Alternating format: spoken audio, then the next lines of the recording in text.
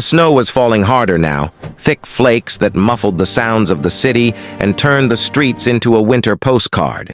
Daniel Morrison pulled his daughter Emma closer as they walked home from the Christmas Eve service at their church. Emma was 6, bundled in a bright pink coat with a matching red and white hat, her small hand clasped firmly in his. At 34, Daniel had everything most people dreamed of. He'd sold his tech startup 3 years ago for an amount that still made his head spin. The penthouse apartment, the cars, the security that came with never having to worry about money again. But walking through the snowy streets on Christmas Eve, his daughter chattering happily about Santa and presents, Daniel felt the familiar ache of something missing. Emma's mother, Julia, had died 2 years ago from a sudden aneurysm. One moment she'd been laughing at breakfast. By dinner, she was gone. Since then, it had been just the two of them.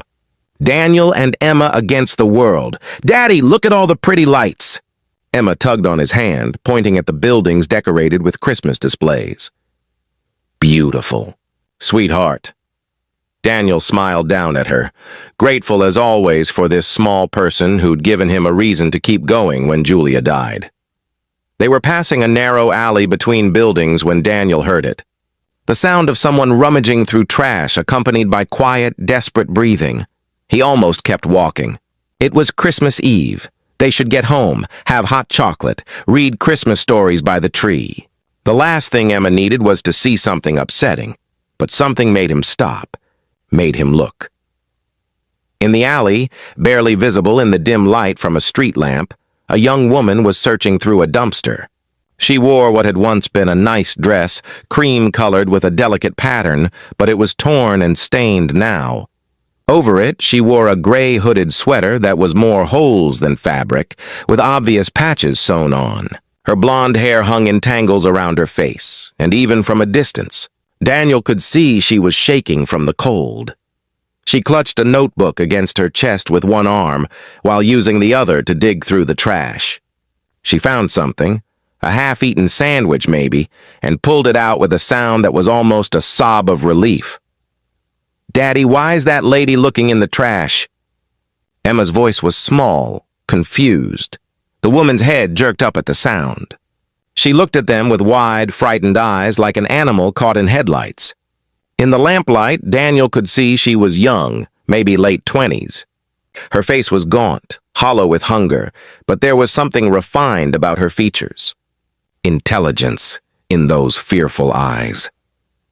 "I'm sorry," she said quickly, clutching the notebook tighter. "I'm sorry.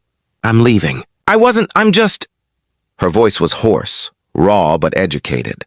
The accent of someone who'd once had a different life. "Wait," Daniel said gently. "Please don't go." The woman froze, torn between running and staying. She looked at Emma, and something in her face crumbled. "I'm sorry your daughter has to see me like this." "No child should have to see this. I'm sorry." "Miss, are you hungry?" Emma asked, her voice filled with the uncomplicated concern of childhood. The woman's face twisted. "I'm fine. But her stomach growled audibly, betraying her, and she closed her eyes in humiliation. Daniel made a decision. "Please, let me buy you dinner." "There's a diner just around the corner. It's Christmas Eve. No one should be alone and hungry on Christmas Eve." "I don't need charity," the woman said, but her voice shook. "I'm fine. I just need—" She looked at the sandwich in her hand, and Daniel saw the moment her pride broke. Tears slid down her dirty cheeks. "I'm sorry. I'm so sorry. I used to be someone. I used to matter. I don't know how I got here." "You still matter," Daniel said firmly. "Everyone matters, please, just dinner. That's all. My name is Daniel, and this is my daughter Emma." The woman looked at Emma again, at this small child bundled in warm clothes, safe and loved. "My name is Claire," she whispered, "and I haven't eaten in 3 days." The diner was warm and bright, decorated with tinsel and a small Christmas tree in the corner. The hostess looked uncertain when they walked in, clearly uncomfortable with Claire's appearance, but Daniel's expression brooked no argument. They slid into a booth, Emma between Daniel and Claire. Daniel ordered hot chocolate for Emma, coffee for himself and Claire, and told Claire to order whatever she wanted. Anything? Claire's voice cracked. Anything. As much as you want. Claire ordered soup, a sandwich, eggs, toast, a side of bacon. When the food came, she ate slowly at first, trying to maintain dignity, but hunger won out. She devoured everything, tears streaming silently down her face the entire time. Emma watched with solemn eyes, then pushed her own hot chocolate toward Claire. You can have mine if you're thirsty. Claire stared at the small child, and more tears fell. Thank you, sweetie, but that's yours. You drink it. Are you homeless? Emma asked with a child's directness. Emma, Daniel started, but Claire held up a hand. It's okay. She deserves the truth. Claire looked at Emma. Yes, honey. I'm homeless. I lost my home. Why? Claire took a shaky breath. I made mistakes, and I had some bad luck, and I lost everything. Daniel had been watching Claire throughout the meal. The way she held her notebook like a lifeline. The educated way she spoke. The remnants of grace in her movements despite the desperation. What's in the notebook? He asked gently. Claire's hand went protective over it. For a moment, Daniel thought she wouldn't answer. Then she opened it carefully, as if it were made of glass. Inside were pages and pages of writing. Beautiful, flowing handwriting. Stories, Daniel realized. Stories and poems and what looked like the beginning of a novel. I was a writer, Claire said quietly. I'm a writer, I guess, even if no one will ever read my work. I was finishing my MFA at Columbia. I had a teaching assistantship, a small apartment, a future. Her voice broke. Then my mother got sick. Cancer. I used all my savings helping with her medical bills. Dropped out of school to take care of her. She died 6 months ago. I'm so sorry, Daniel said, meaning it. After she passed, I couldn't catch up. Lost my apartment when I couldn't pay rent. Lost my job because I had no address, nowhere to shower or sleep. Everything spiraled so fast. Claire looked at her notebook. This is all I have left. The only thing I managed to keep. My words, my stories. They've kept me sane these past few months. Where do you sleep? Daniel asked. Shelters when there's room. Park benches when there isn't. Under bridges. Doorways. Claire said it matter-of-factly, but Daniel saw the shame in her eyes. I'm one of the invisible people now. The ones everyone walks past and pretends not to see? I see you, Emma said suddenly. You're not invisible. Claire's face crumbled again. She reached out and gently touched Emma's hand. Thank you, sweetheart. Thank you. Daniel's mind was racing. He thought about his empty penthouse, about all the resources he had. About Julia, who would have brought this woman home without hesitation. Julia, who'd always believed in helping people, in using their good fortune to lift others up. Claire, he said slowly, I want to make you an offer, and I need you to hear me out before you say no. Claire looked at him warily. What kind of offer? I have a guest suite in my apartment. 2 bedrooms, private bathroom, small kitchenette. It's been empty since my wife passed away. Daniel took a breath. You can stay there. As long as you need. No strings attached. No expectations. Just a safe, warm place to live while you get back on your feet. Claire stared at him. No, I can't. You don't know me. I could be anyone. I could be dangerous or you're not dangerous. You're a person who got dealt a bad hand and needs help. Daniel leaned forward. Claire, I've been blessed with more money than I'll ever need. My wife always said we should use it to help people. To really help them, not just throw money at problems. Let me help you, please. Why? Claire's voice was barely audible. Why would you do this for a stranger? Daniel glanced at Emma, who was watching both of them with serious eyes. Because 2 years ago I lost my wife, the love of my life. Emma lost her mother, and for a while I was so lost in grief I didn't think I'd survive. But people helped us. Friends brought meals. Neighbors watched Emma when I couldn't function. My sister moved in for 3 months just to make sure we were okay. His voice grew thick. I learned that woman searched for food and found home instead. Sometimes helping someone isn't about owing or deserving. It's just about being human, seeing someone who needs help and offering it. Claire was crying openly now. I don't know what to say. This doesn't happen in real life. People don't just save you. Maybe they should more often, Daniel said. Is that a yes? Claire looked at her notebook, at Emma's kind face, at Daniel's honest eyes. Yes, she whispered. God help me, yes, thank you. The guest suite was more beautiful than anywhere Claire had lived even before she became homeless. She stood in the doorway, dirty and exhausted, and started to cry again.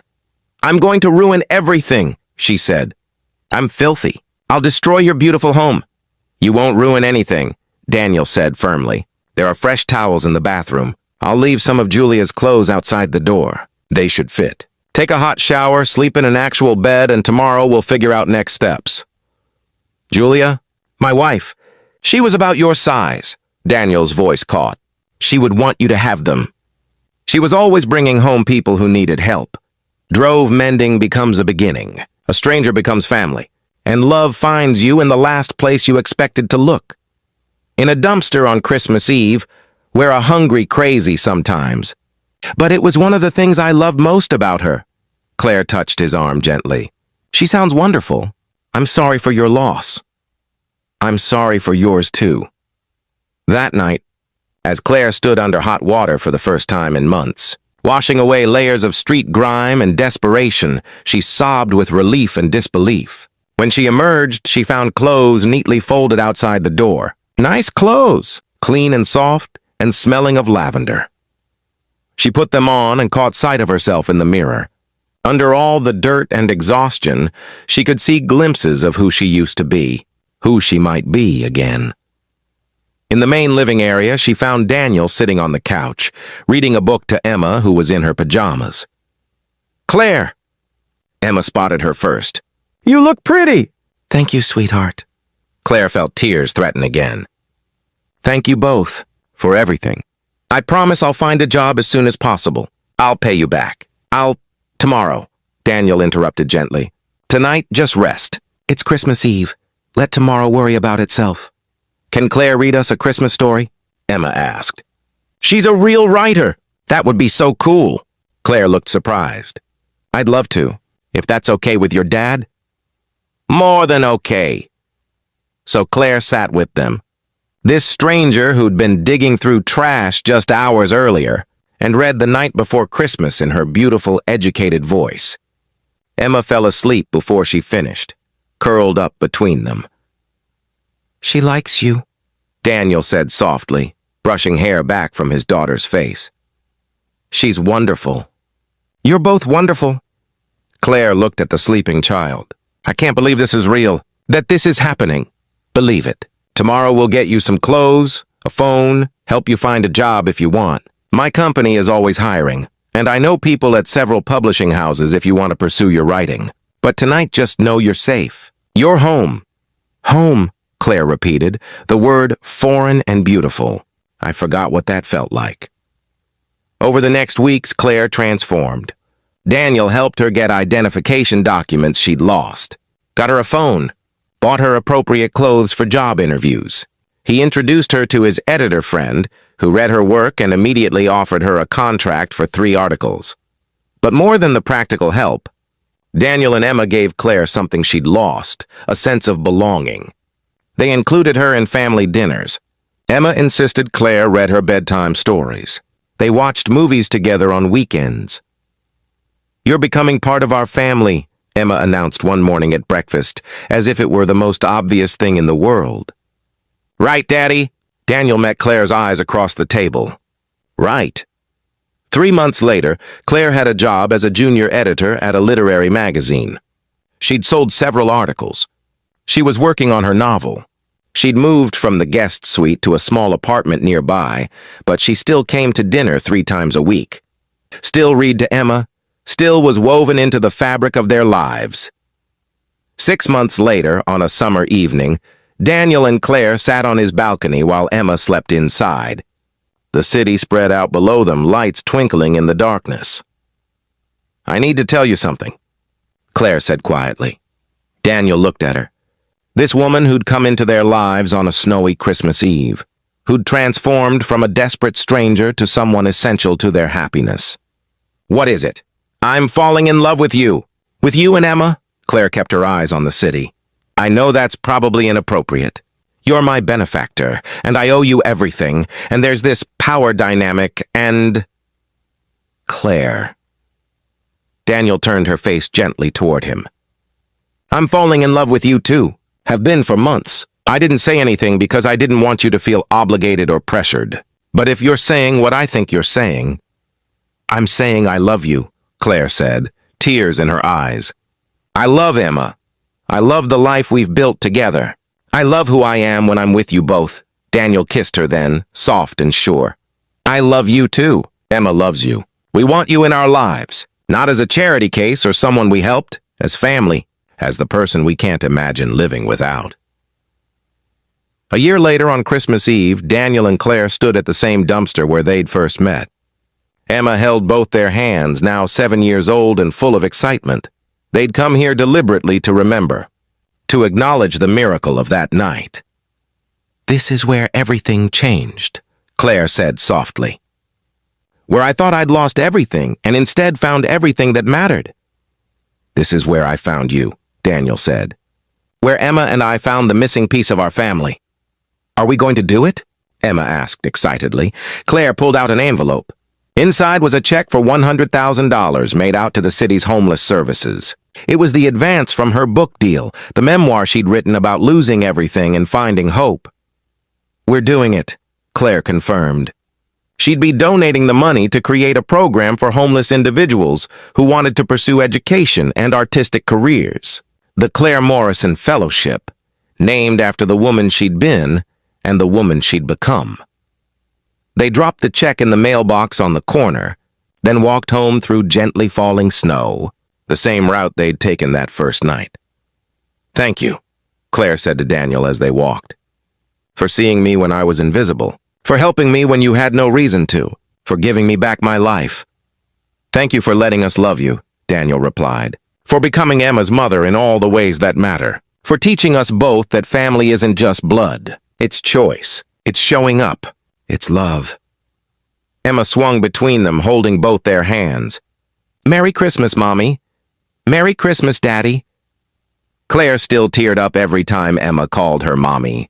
They'd married 6 months ago, a small ceremony with close friends and Emma as the flower girl. But every time Emma said that word, it felt like a gift, a reminder of how far she'd come from that desperate woman digging through trash. That night, after Emma was asleep, Daniel and Claire sat by their Christmas tree. Claire wore the same cream-colored dress she'd been wearing that first night, but she'd had it professionally cleaned and mended.